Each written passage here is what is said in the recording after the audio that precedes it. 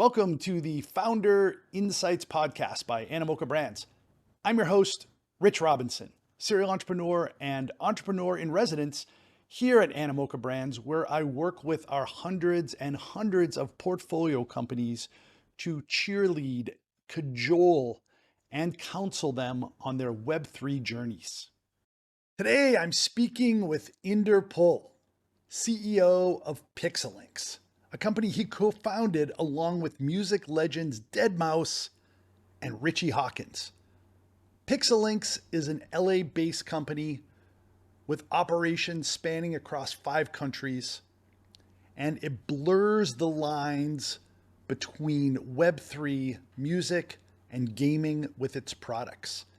In December 2022, Animoca Brands took a controlling stake in the company, and we talk about Inder's journey and the state of the art of what they're working on. LFG. Excellent. So we have some hieroglyphs back there ancient artifacts to keep an eye on. The original NFTs. Indeed. Yes. I think the people will be looking back at NFTs maybe in the same way that people have looked back at hieroglyphics and trying to divine some things from them that may not actually be there, but are going to make for great storytelling. And speaking of great storytelling, that's one of the core superpowers that I believe that you possess and are able to bring together like a maestro, is the ability to use music as a storytelling medium. And on that note, what are the most exciting things that you're working on right now? What's right in front of you, under your nose? Yeah, for sure. So we have a game that we've been developing called Elixir, which is really our flagship product.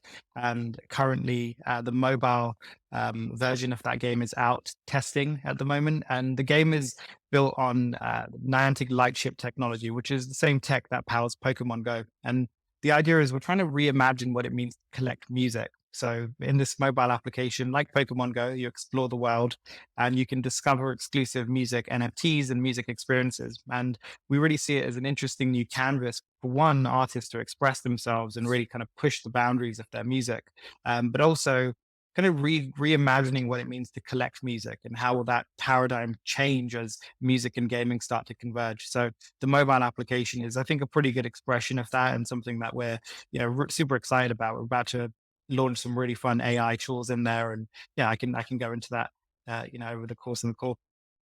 Terrific. Fantastic. I think that you are indeed a polymath, able to pull together AR and gaming and AI and storytelling.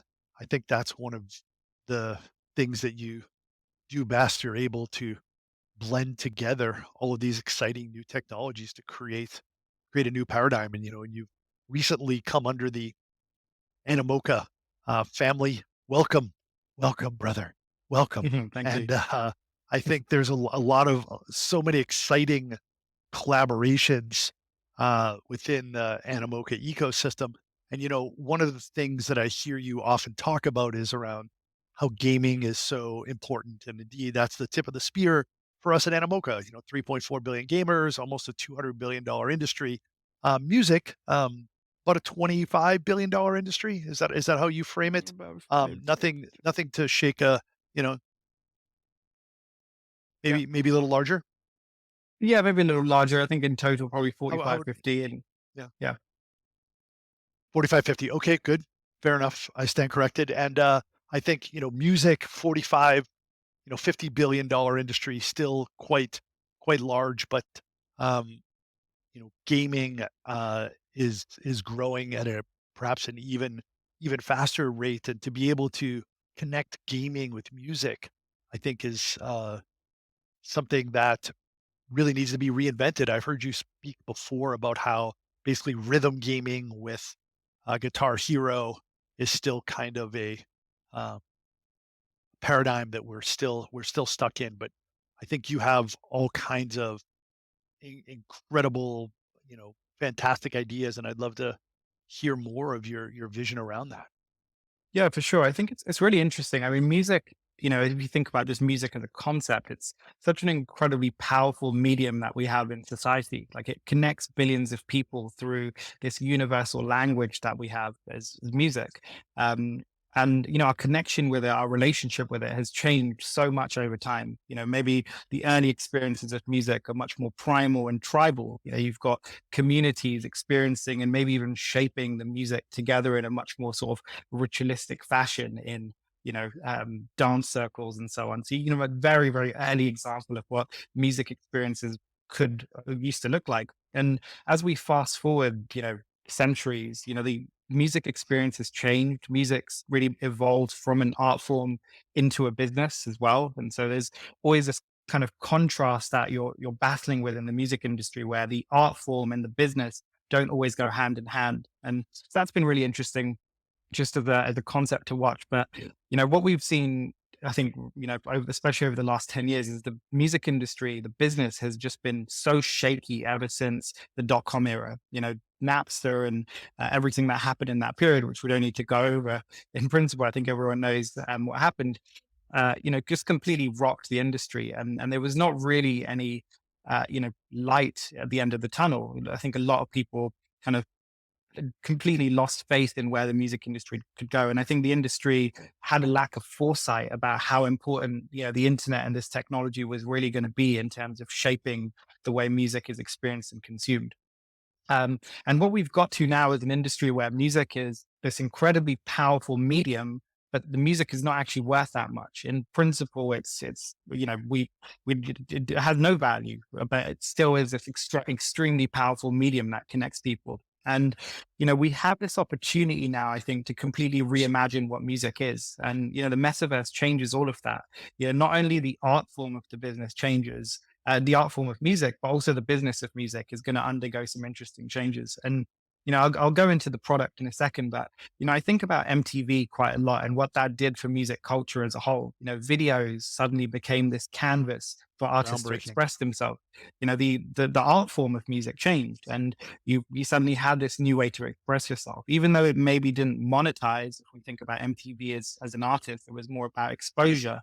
It created this incredible culture that we have around music today, and new jobs were created, and the industry flourished, I'd say, off the back of to some extent that canvas. And I think we're about to experience that times 1,000. The canvas now for artists is not just a music video, it's interactive experiences, it's games, it's virtual worlds, and everything that this new landscape presents. And so to me, I'm really excited about this convergence that's taking place of music with gaming, AI, and Web3. And it's this combination of all those tools that will completely unlock the industry and ultimately will be a very different industry to what we experience today. And I think we'll start to see more immersion, new formats of how music consumption could take place and new distribution channels, which is what gets really interesting. The choices for an artist today to release your music are very limited. It's, Bandcamp and do it the independent way, or basically get your music into a streaming platform. But we're looking at it in a slightly different lens. Like, what if music was more than just the audio? What if music was the interactive experience? It was the digital wearables that you could collect. It's the whole kind of ecosystem of what music can offer as, a culture that I think the metaverse unpacks completely. And whether it's through the use of, gaming, NFTs, AI, each one of these is going to change the industry.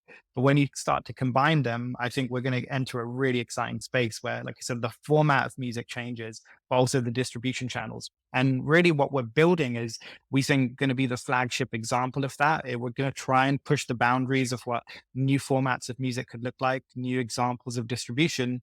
But in the back end, we're also building technology so artists can distribute this content across a whole network of products, not just ours. And the long-term vision here is to have a whole ecosystem of platforms that really represent the future of music consumption and distribution. And that's really focusing in on gaming and the interactive element that we think music has to offer. Wow. Man, I believe you really unlock something in my head there, because we often say, hey, the biggest community in the world are gamers, 3.4 billion people are gamers. But, as you know, we just crossed the 8 billion mark on this planet. And actually, the biggest community in the world are music listeners, appreciators. No matter how young somebody is or how old somebody is, even if one is hearing impaired, you can still feel the music. And it's become this ubiquitous part of society that is really highly valuable, but it's not necessarily the artists are not necessarily compensated in the proper way. And to be able to unlock that, perhaps in the same way that games were unlocked. I remember clearly games being pirated, very much so in China. I spent a lot of my career there. And then things were made to be, free to play with virtual items. And that created these multi-billion dollar industries. And in some ways, you just need to be able to shift the business model and shift the entire mindset around it to be able to unlock a lot of value. Completely. I think, one thing that I think is really important to emphasize is we ask artists to produce more and more content as the world gets, more advanced, whether it's social media and TikTok, for example. We continuously ask musicians to produce more and more content, and they get paid, generally speaking, less as we start to go through this process. And so we were thinking about this a lot. Well, how would an artist survive in the metaverse when they already struggle to survive in our current internet landscape of social media? It's already hard enough to create content for TikTok whilst trying to produce great music. And so for us, the answer is fans. I think the only way artists are really going to be able to survive in the metaverse at scale when it comes to representing themselves and sharing their content is by fans actually being the ones to create and share a lot of that content. So for us, the paradigm shift is artists are going to collaborate with fans a lot more, and they're going to give them assets. They're going to give them 3D files, and all of this will be on chain, and they'll empower fans to go and create all of this content for them, to create the virtual experiences. And I'll give you a cool example, something we did last year with Deadmau5. We basically created a competition where we asked fans to create scenes in the Unreal Engine. We gave them 3D files, and they could create these virtual scenes for a new single called When the Summer Dies. And it was a description and a high level brief. And so, hundreds of, thousands of fans produced content using Unreal, and we stitched all of it together to create a music video.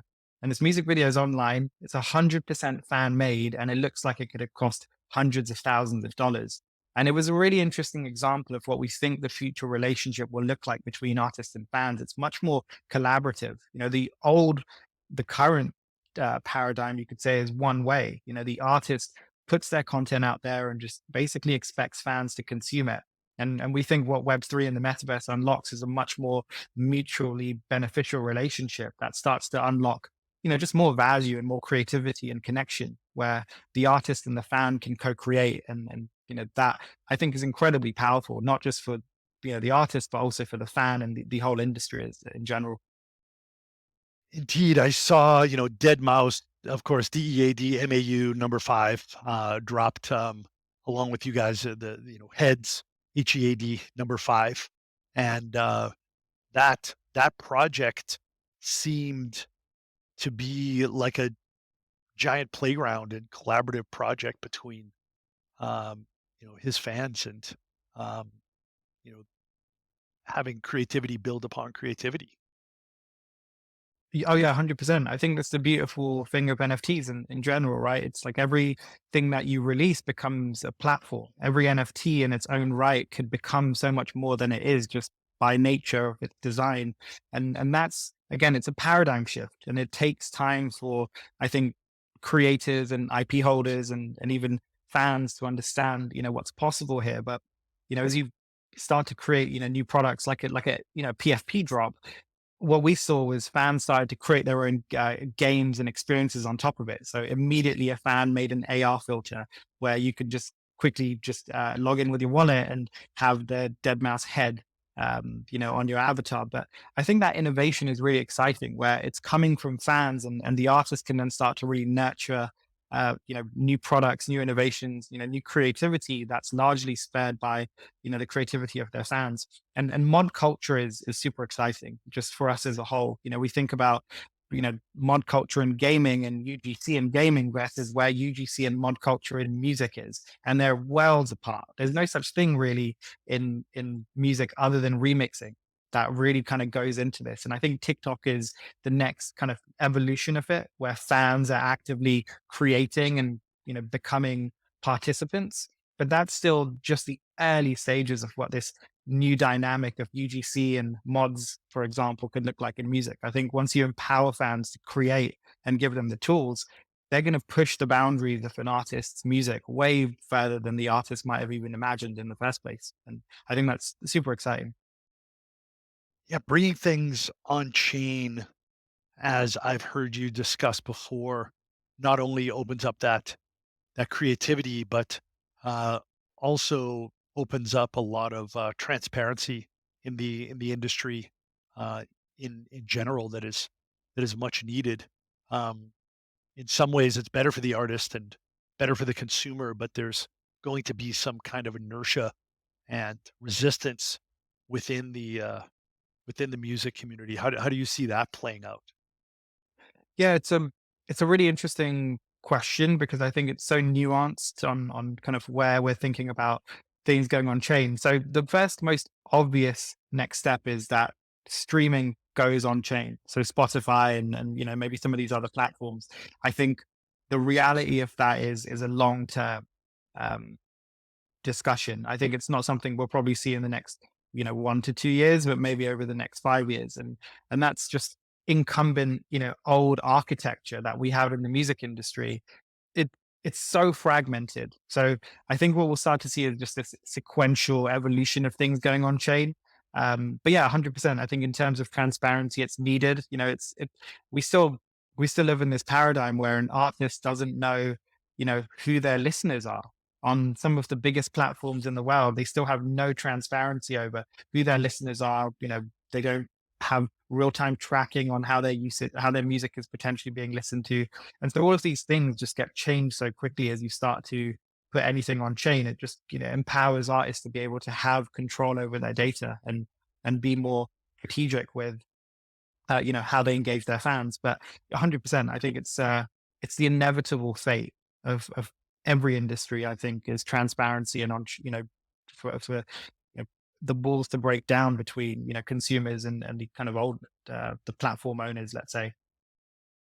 Indeed, right now, I mean, merchandising and touring is the lion's share of a uh, artist's income in the music space, but then you're physically limited by the size of the venue and the number of shows that you can do, as well as, of course, the moving the actual bits versus the bytes of t-shirts and hats, etc.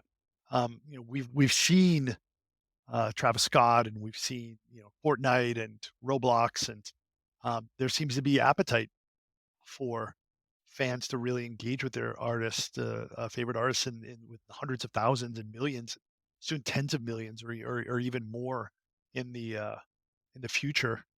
Uh, how do you envision that playing out in the medium to long term?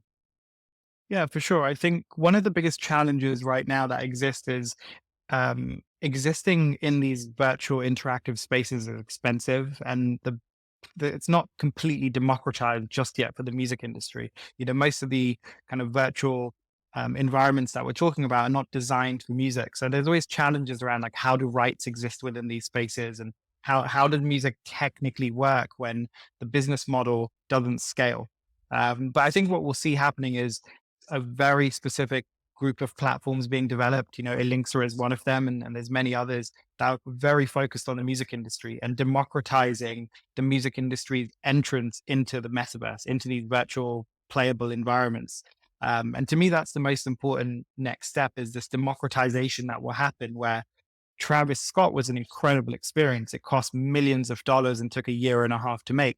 We're now moving into a space where through the combination of AI, UGC tools, game engines, and even Web3, all of these pieces combined now all of suddenly democratize the ability to create experiences like that. And I think that's what we'll get to, is just this democratization and bridging where AAA content is now not only reserved for a handful of artists. Everyone's going to be able to participate because the platforms were really focused on like that democratization of mind-blowingly beautiful content, and using AI specifically to help facilitate that.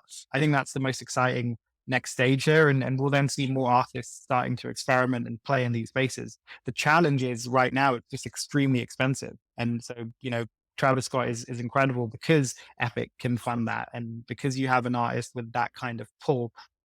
But the next few years, I think the responsibility is to help bridge that gap and give everyone an even playing field to be able to create equally compelling content. I think that's when we will see the real win for the music industry in this space.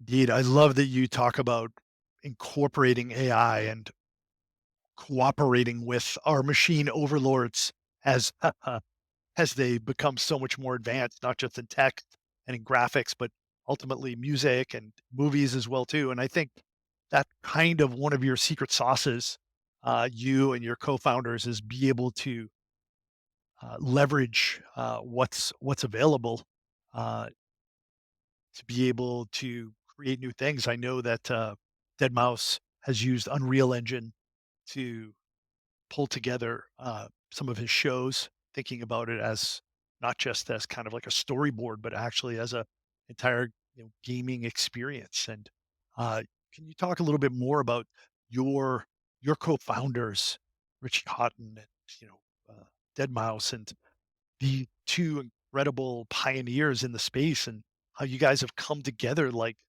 kind of like the music Avengers to to fight for uh artists' freedom. Yeah, for sure. It's no, I'm it's super exciting to work with, you know, artists like Dead Mouse and Richie, because originally, I was a fan. I think, many years before we started working together, I would go to Richie shows or Dead Mouse shows, and just, How amazing is that for you? yeah, it's pretty That's your insane. business partner now, and you just sold the company. Come on. Like, It's that's a incredible. amazing dream come true. For sure. I mean, the Richie is, and both Richie and Joel, but Richie, was an artist I looked up to for so many reasons. I mean, he exists at this intersection of business, technology, music, fashion. Like, he pulls all of these worlds together, and I always found that to be incredibly compelling as a way to, to create things, just to pull from all of these different bases, but to have such a clear, cohesive way to bring it together. So yeah, it's super inspiring to work with them. I'll tell you about the story on how we got together, and then why I think they're such incredible visionaries in the space. So Awesome. many Love many years stories. ago, I many years ago I won this competition called the IMS Visionaries. It was launched by the International Music Summit, which is a really respected music conference that one of our Indeed. co-founders, Ben, owns. And so I was 24, 25, I believe, when I'd won this. And the idea is it spotlights future leaders in the music industry. So I was building my own business at this time, and I'd produced a video that would explain my vision for the future of the industry. We were talking about it earlier today. I haven't watched that video in a long time because it was maybe like 7, 8 years ago. So a little bit cringy to watch back on it. But a lot of the ideas I had then were exactly the same as, very, very consistent with the way I think right now. I believe in, I was talking about blockchain as a really important tool to fix the music industry, and had this vision for sort of interactive content that was really one of these founding ideas. So I won IMS Visionaries, and the owner of IMS, Ben Turner, became my mentor and also a client at that time. And Ben was Richie Houghton's manager, which was super exciting for me. I was kind of working with my Ah, heroes. wow. Yeah. Right. So we were then working together for many years, and I was speaking to this. I was starting to shape my own thoughts around music and gaming, and the idea that this intersection of the two is really where the future of the industry will start to transform itself. And um, Richie and Deadmau5 were the most obvious people to speak to, because both of them have been continuously thinking about interactive formats. And so I'll give you an example with Richie. He's one of the leading figures in the techno scene and the electronic music industry. He really birthed a genre, you could say, responsible in many ways for the techno sound that we know and Certainly. love. And so he was always connecting technology and kind of pushing the boundaries with this. And, he was one of the first artists, for example, to move away from vinyl and start using MP3s in the DJ booth. He invested into this technology and was chastised for it by the music industry. They were like, "What are you doing? Are you on a Wow. spreadsheet?" People Blasphemous. did blasphemous completely, right? The purists did not understand why you would move away from vinyl. This beautiful, or art form, and really he was excited about the next evolution, about all of this freedom and flexibility that he could have if he was manipulating music in a much more digital way. So that's an example of one thing Richie has done, but he has reinvented the rules of the music industry, I'd say, many times, whether it's through his connection to fashion, through um, integrating new technology into his live shows. He's constantly pushed the boundaries of what the performance of music could look like and then the experience of it. So Richie's incredible. Joel is equally inspiring, and Richie and Joel have been good friends for a long time. They're both from Canada and share, even though they're from different parts of the industry, you could say, Richie is much more underground. Joel has a much more, you'd say, mass appeal with his music and his style. But both equally, visionary and I'd say groundbreaking. Joel was using he's a gamer, he's a programmer before he was a musician. And so that's super interesting. Something that a lot of people don't know is Joel, he codes in Unreal. He knows technology at a level that most people just couldn't fathom. He goes to such a granular level of understanding what he's working with. So he's always been a technologist at heart, like Richie. And so as a gamer, it was very natural for him to think about how the Unreal Engine could be used in his live shows. And if you've seen a Dead Mouse show before, you'd know it's groundbreaking. He's used the cube, for example, as one of his main kind of stage constructs. It's constantly pushing the boundaries of what this canvas could mean. And I think that's very similar for Rich as well. So Joel's been experimenting in Unreal for a long time. And so I took the vision of Pixelynx in its early form to Rich and Joel. And it was really funny when I was showing it to Joel, he was like, "Let me show you what I'm building." And he basically had the MVP of the concept I was talking about already in development. And he had an Epic grant. He was working with Wow. the Epic team and it was just immediate synergy. We were all thinking about the world in the same way, which is, not surprising because I was just inspired really by most of what these guys have been doing, for many years. So yeah, they're true visionaries. They really understand the technology. And for them, this is not just about the art form, but it's about the business. It's about making sure that we create a business that can protect musicians as we go forward and allow artists to actually make a real living off their craft. And I think, like I said, music, like the business and the art form of music have always been sort of in tension with each other. And I feel like this is a really incredible opportunity to connect those dots and allow the art form to reach its next evolution whilst having these incredible foundations for a really strong business to thrive that allows all of the stakeholders to be, paid fairly, for example. And, that's what we obsess over is the art form and the business and how the two can exist, in the most fruitful way. Terrific. Yeah, great story. Cringy. You know what's not cringy? That you won the award and then you end up actually stepping into uh, that person. That's absolutely not cringy. Congratulations for them for giving the award to somebody who is actually deserving of it. So, yeah, fantastic Oh, origin story bitten by a yeah.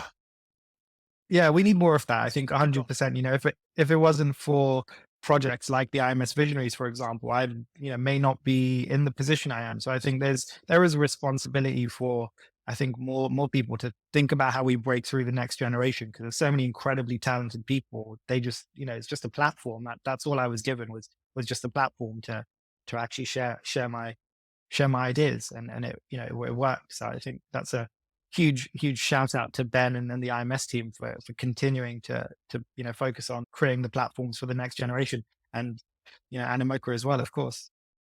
Yeah, and that's what we're working on together. And indeed, you're paying it forward. I mean, you talked about how Epic and Fortnite and Roblox and other platforms, yes, they've had millions of people come and watch artists perform, but they're not set up for that at their core. And that's your mission is to be able to enable that and to pay it forward and create this paradigm and platform for artists to be able to thrive. It's kind of like Web3 is really perfect for where these uh, artists and content developers can truly thrive in a scalable, much more equitable way. Completely. I think there's, so many elements to it. One, artists finally have new channels to share their content, not just their music, but their 3D files, all of these other elements of their, you could say their DNA, their creative signature. Now suddenly there's a home for these files and these assets to exist and to become valuable, which I think is super interesting. But, of course, at the same time, we also have um, this technology that with Web3, the ability to now actually bring music into virtual spaces and change the business model. Up until now, there's a reason why there's only a very specific number of music games that have ever really broken through. Is because the business model of music never really worked inside gaming environments. Sync deals, for example, are just very archaic. And what we see now with the advent of Web3 and really its adoption is we can start to imagine new types of business deals and business models that aren't so restrictive and require such huge sort of cash outlays just to test whether a platform is even going to work. I think all of that changes just because we can now use NFTs and Web3 to actually track and you know think about new types of business models and value creation, which that's to me is super exciting. I think there's just going to be so much innovation, not just on the front end on the music experience, but also on the back end on how we think the music business actually creates value and where does that value actually flow. All of that is right now being completely redefined, and what I think is extremely it's a really great sign is labels like Warner especially are really taking a forward step in the space and wanting to experiment and test things out. So it feels like a great time for the music industry. I think we're about to see a huge resurgence of music, kind of like I said, just moving into its next evolution. The art form and the business of it is completely redefining itself. Fantastic. Really looking forward to watching the progression as you help to create and define what the Web3 music uh, entire experience is going to be like. Let's take a little bit of a step back. I know that you have a background in the music industry, some as an entrepreneur. What are some of the lessons that you've learned while building in Web3? What are some of the things that you wish you could go back and talk to your younger self, or maybe some messages for some other builders out there? Yeah, it's a really interesting question because I think it changes a lot. Um, the fundamental principles are always the most important to start with. I think, you know, there's always this excitement about the technology, but I found, especially more recently, the more and more I obsess over just some of my fundamental beliefs about why I'm in the space and what I think the space is going to do have really allowed me to constantly go back to that and not get lost with the noise, because there is a lot of noise and you see the spaces changing so quickly, right? Whether it's what volatility driven or just projects and suddenly something becomes really popular. Well, a lot of these things can just be huge distractions, but I think as long as you have those fundamental principles and you keep going back to them and assessing why you're building within this space, I that it keeps so much clarity. And I found that becoming more and more like one of the most useful tools that I have is to just keep going back to some of those fundamental ideas and to start thinking about them slightly differently and just, assess like philosophically, where do I think and from a product perspective, how aligned are those fundamentals with the direction that we're taking things. So that's really important because ultimately, if you can create a culture of reviewing those fundamental principles so regularly, when you start to build teams, those fundamental principles have now been really baked into the design of your company and the design of your ethos and everything that you do and stand for. So the challenge around Web3 is it's a paradigm shift, right? As we said, it's like it takes time for people to truly understand the impact of what this can do for the future of society and the future of business. And that education process, when you're building a team with mixed experiences, you're always going to have a mismatch around how much do people understand about the fundamental principles of why we're doing this, because the technology will change, it will evolve. Like, ZK rollups, you can go to so many layers of just getting excited about the tech, but ultimately they still go back to these fundamentals. So to me, that's like one of the most important things. I'm really thinking about it a lot more now in terms of how are those fundamental principles expressed in our vision of the company and how we speak to people about what we're building in our product. And that creates a bit more of an even playing field for new staff to also come in and fully get it. Um, Other things that I would, I think the concept of community is something that again takes time for people to completely understand. It's because what we have in Web3, like in many spaces, new evolving spaces, is buzzwords that can lose meaning very quickly. And so community is one, for example, that if I knew what I knew now, I would think about it slightly differently. I wouldn't just think about it as this marketing extension. I would do what we're doing right now as a company, which is embedding this community into product design. Like, again, making it part of this fundamental principle around how the company And operates. and Yeah, practically, how are you doing that now? How has that shifted? yeah. So, for example, as we're thinking about new feature releases and as we're going through this process of ideation, we're thinking about decentralization just across the board. So we have new campaigns and projects that are going to be released, over the next year, and the role of our community in the design and development of that is changing. Like, we're really starting to open out that process even further. So community may be the ones actually shaping the product in a much more refined way. So there's definitely a number of layers on how we're thinking about it, like even down to marketing and just working with our kind of fans and community members and shaping our creative and our concepts.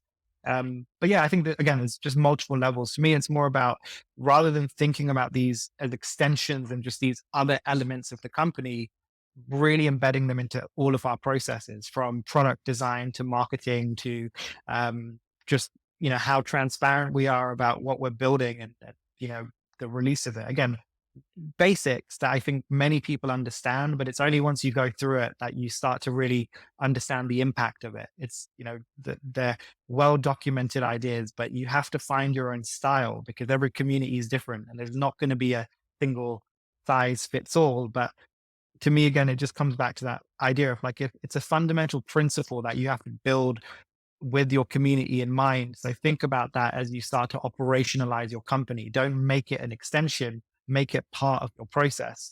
So it's never an afterthought. To me, it should fit in alongside product development and you have to be very, you know, um, you have to be very clear about making that an initiative that you want to pursue and follow through with it. Yeah, fantastic advice. I think, as you said, bigger picture, it's a paradigm shift. You're redefining an entire, ancient industry of music. It has a gigantic global community, and there's so much bells and whistles and distractions that can uh, keep you, uh, you know, completely engaged, but uh, potentially distracted and drifting from your core values and principles. And to be able to go back to that again and again, I often talk to entrepreneurs about just some of the basics of sleep, diet, exercise, meditation, just to be able to own the day and to be able to rinse, repeat, and do that well consistently over and over. It's just that consistency. It's a little boring, but boring and consistency is good. Going back to those principles and going back to the user, that's that's how you win. It's almost like success is guaranteed once you're staying aligned with those things. Yeah, yeah, completely. And I agree in terms of also the personal well-being. I think that's something that, um, again, it takes time. Like, I think for people to understand like the true impact of it. But I've just come back, for example, from a 5-day holiday, and the day I came back was probably one of the most productive days I've had in a very long time. What was produced creatively and strategically was some of the best. It was just the complete, freedom that I needed to just get away for quite a while. But there's tools and tricks for you to implement these ideas into your day to day life. and have that, clarity and, space in your mind, just like you said, through meditation and other forms of personal well-being, which I also agree probably probably the most important fundamental pillar to start with is how you manage and maintain your own well-being. I completely agree. Certainly. I mean, you think about somebody like yourself, like, wow, come on, you have so much pressure. You have amazing co-founders. You're in this industry. You're you're like an icebreaker, just cutting the ice. Like you're pioneering and doing things like I'm never going to stop. I'm just going to keep going and completely sacrifice my very DNA to be able to actualize this vision. But that's going to get you completely burned out, and it's going to uh, not enable you to be necessarily the most creative, best version of yourself, right? And I think there's a lot of younger, perhaps less experienced entrepreneurs who feel like they don't even have the permission to do that. Whereas it's the actual opposite. You should be investing in. 100%. I mean, there's some contradictions in the space, right?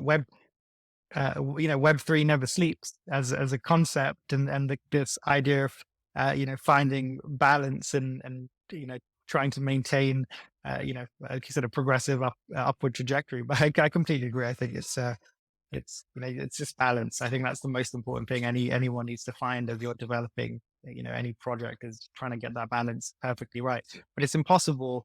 I think impossible. It's impossible to I think to nail it immediately. I think it takes time, it takes practice, and especially when what you're building is ultimately an obsession. It's for most people, what you're building is a masterpiece in your own mind, and in the minds of the people that you've got to believe in you to work with you, your team members. They all see the same thing, that this is an obsession and a masterpiece. It's not just a job or a company. They view it with so much passion. So I think there's so much magic, but you also have to be careful that you don't completely tip one way and don't find that balance around having some clarity. Beautifully said. The spaces between the notes, if I may. So terrific. Inder Phull, founder and CEO of Pixelynx, ladies and gentlemen, now part of the Animoca family. Thank you so much. Thank you, Rich. It was great to be here, and super excited to build with the Animoca team. We've got some really exciting stuff to announce and showcase over the next few weeks and months. Woohoo! Love it. Right. Thanks again. This podcast is for information purposes only and should not be considered as financial advice. Any opinions provided in this podcast reflect the views of the speakers only.